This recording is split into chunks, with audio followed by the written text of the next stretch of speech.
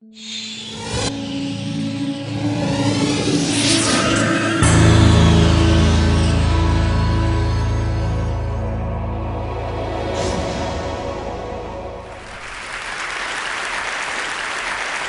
morning. My name is DavidSRose. I am a serial entrepreneur turned serial investor. And by the use of pitching PowerPoints to VCs, I have personally raised tens of millions of dollars from VCs through PowerPoint pitches. And then turning around to the other side of the equation, I have personally supervised the investment of tens of millions of dollars into companies who have been pitching me with PowerPoint presentations. So I think it's safe to say I know a little bit about the process of pitching. So the very first question that you've all got to figure out is, what is the single most important thing that a VC is looking for when you come to them pitching your new business idea? And there are obviously all kinds of things. There are business models, and there are financials, and there are markets, and there is that. Overall, of all the things that you have to do, what is the single most important thing the VC is going to be investing in? Somebody? What? People. People. You. That's it. You are the person. And so therefore, the entire purpose of a VC pitch is to convince them that you are the entrepreneur in whom they are going to invest their money and make a lot of money in return. Now, how do you do this? You can't just walk up and say, hi, I'm a really good guy and a good girl and you should really invest in me, right? So in the course of your VC pitch, you have a very few minutes, and most VC pitches, most angel pitches are about 15 minutes. Most VC pitches should be less than half an hour. People's attention span after 18 minutes begins to drop off, tests have shown. So in that 18 minutes or 10 minutes or 5 minutes, you have to convey a whole bunch of different characteristics. You actually have to convey about 10 different characteristics while you're standing up there. What's the single most important thing you've got to convey? What? Integrity. Boy, oh boy, oh boy. And that's a straight line. Look at that right over there. And I didn't even prompt him. You're right, integrity. Because that's the key thing. I would much rather invest in somebody, take a chance in somebody who I know is straight than somebody where there's any possible question of, who are they looking out for and what's going on. So the most important thing is integrity. And what's the second most important thing after integrity? Let's see if you can get this one. Close enough. Passion. Right? So here you want entrepreneurs by definition are people who are leaving something else, starting a new world over here, creating and putting their lifeblood into this kind of thing. You got to convey passion. If you're not passionate about your own company, why on earth should anybody else be passionate? Why should they put more money into your company if you're not passionate about it? So integrity and passion, the single most important things out there. But then there are a whole panoply of other things that you've got to do to wrap up in this package that you're presenting to a VC. Experience. You've got to be able to say, hey, I've done this before, and done this before is starting an enterprise and creating value and taking something from beginning to end. So that's why VCs love to fund serial entrepreneurs, because even if you didn't do it right the first time, you've learned the lessons which are going to stand you in very good stead the next time. And now along with that, along with the experience of starting an enterprise or running something, and it doesn't have to be a business, it can be in an organization in school, it can be a not-for-profit, but they want experience in creating an organization. Next up is knowledge. If you're telling me you're going to be the great developer of the map of the human genome, you better know what a human genome is. I mean, I want you to have domain expertise. So I don't want somebody who's saying, hey, I've got a great idea in a business I know nothing about. I don't know who the players are. I don't know what the market is like. So you got to know your market. You got to know your area. And then you have to have the skills that it takes to get a company going. And those skills include everything from technical skills, if it's a technology business, to marketing and sales and management and so on. But not everybody has all these skills. There are very few people who have the full set of skills that it takes to run a company. So what else do you require? Well, leadership. You've got to be able to convince us that you either have developed a team that has all those factors in it, or else you can. And you have the charisma and the management style and the ability to get people to follow your lead, to inspire them, to motivate them to be part of your team. All right, then having done all that, what else do I want to know as a VC? I want to know that you have commitment, that you are going to be here to the end. I want you to say, I want you to convey that you are going to die if you have to, with your very last breath, your fingernails scratching as they draw you out. You're going to keep my money alive and you're going to make more money out of it. So I don't want somebody who's going to cut and run at the first opportunity, because bad things happen. Never been an angel or venture funded company where bad things didn't happen. So I want to know that you're committed to be there to the very end. You got to have vision. You got to be able to see where this is going. I don't want another Me Too product. I want somebody who knows you can change the world out there. But on top of that, I also need realism, because I need to know that while changing the world is great, it doesn't always happen. And before you get to change the world, bad things are going to take place, and you got to be able to go deal with that, and you have to have rational projections and stuff. And then finally, you're asking for my money not just because it's my money, but because it's me. You need to be coachable. So I need to know that you have the ability to listen. We've had a lot of experience. People are VCs or angels investing in you have had experience, and they'd like to know that you want to hear that experience. Okay, so how do you convey all these 10 things in 10 minutes without saying any one of them? You can't say, hey, I've got higher integrity, invest in me, right? So you got to do a whole pitch that conveys this without conveying it.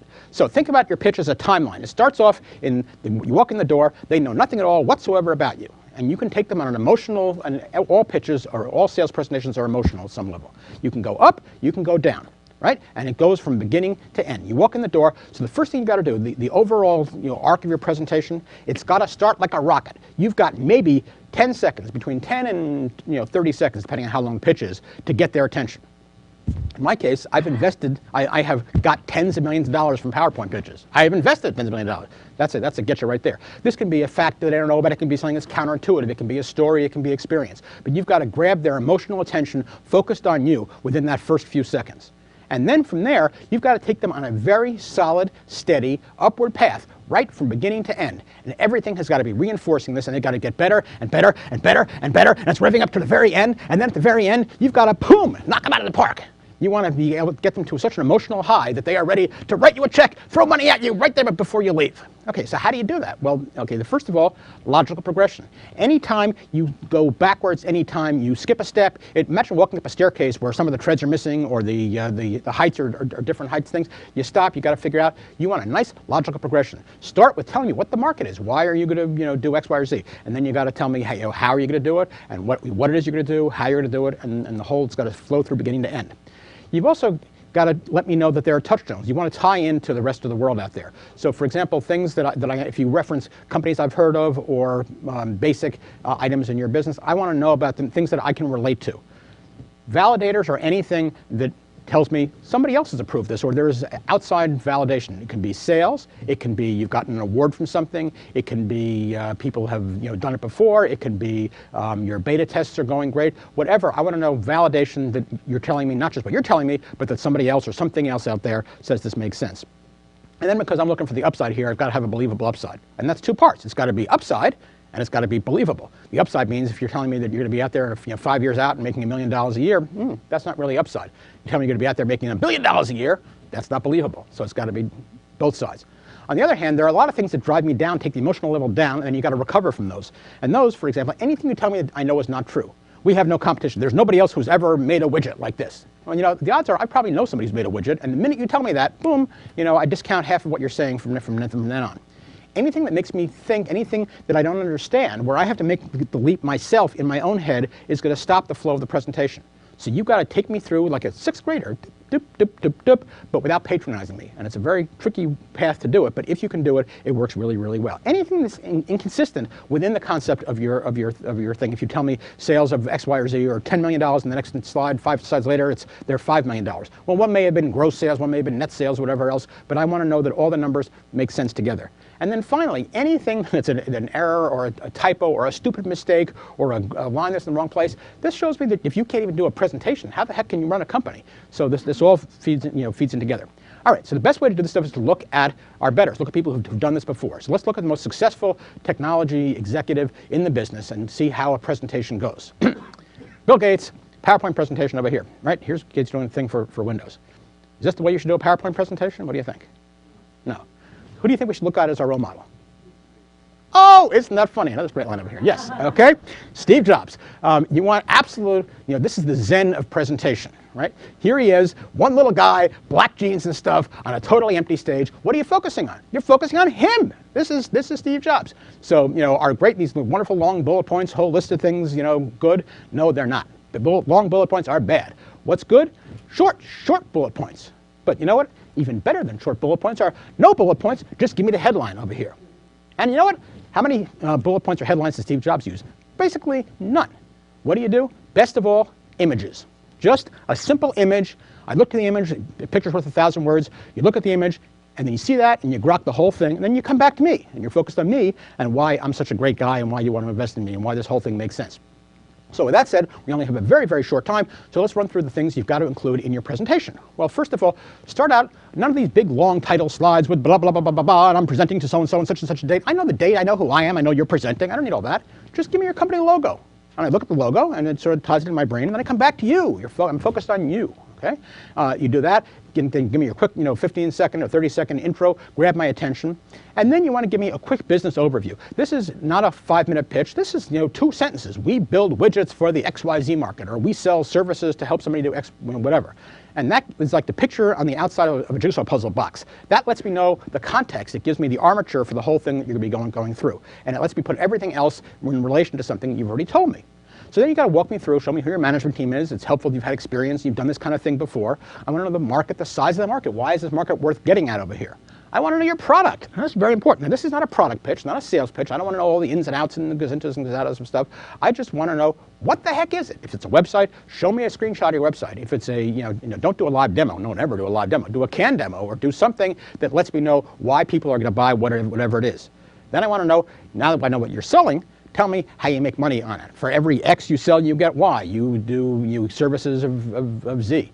I want to know what the business model is on a sort of per unit basis, or for the actual product that you're selling. I want to know who you're selling this thing to in terms of customers, and I want to know if you have any relationships that are going to be special to help you, whether you have a distribution relationship with somebody, or you have a producing partner, or a, again, validation. This helps to say you're bigger than just one little thing over here. But then everybody has competition. There's never been something that doesn't have competition. Even if the competition is the old way of doing something, I want to know exactly what your competition is, and then that will help me judge how you fit into the whole operation over here. But then I want to know how you're special. If I know what your competition does, how are you going to prevent your competition from eating your lunch over here? And then all this ties into the financial overview. And you cannot do a VC pitch without giving me your financials. I want to know a year or 2 back, or as long as you've been in existence. And I want to know 3 or 4 or 5 years forward. 5 is a bit much, probably 4 is rational.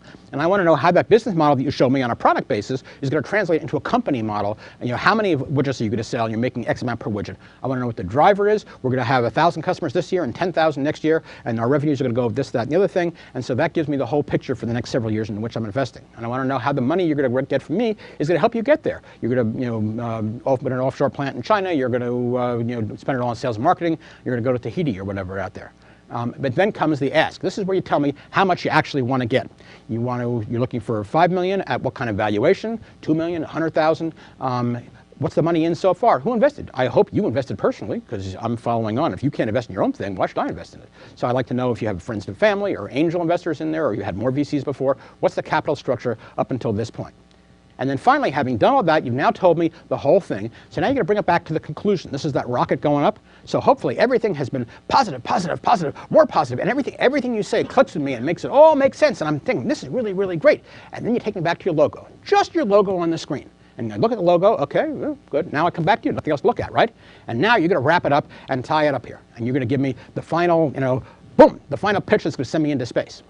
Now, in the process of doing this over here, how do you remember what the sequence is and do is? You've noticed here that I'm not looking at the screen, right? The screen, actually, this room is set up so it's in front of me, so I couldn't even see it if I wanted to. So now how do I know what's going on here? Well, I've got a laptop in front of me. But you're looking at me and you're looking at this. What do you think I'm looking at? Think I'm looking at that? No. I'm looking actually at a special version of PowerPoint over here, which shows me the slides ahead, the slides behind, my notes from here, so I can see what's going on. PowerPoint has this built into every copy of PowerPoint that's shipped. If you use Apple's Keynote, it's got an even better version in Keynote. And then there's another program called Ovation you can get from Adobe that they just bought last summer, which actually helps you run with whole timers and lets you figure out what's going on. So here's my wrap up for the take you to the moon, right? David's, I usually do a top 10. We don't have time for top 10. So David's top 5 presentation tips. Number 1, always use presenter mode or Ovation or presenter tools, because it lets you know exactly where you're going. It helps you pace yourself. It gives you a timer, so we're going to end on time in the whole bit. Number 4, always use remote control. Have you seen me touch the computer? No, you haven't. Why not? Because I'm using remote control over here. Always use remote control.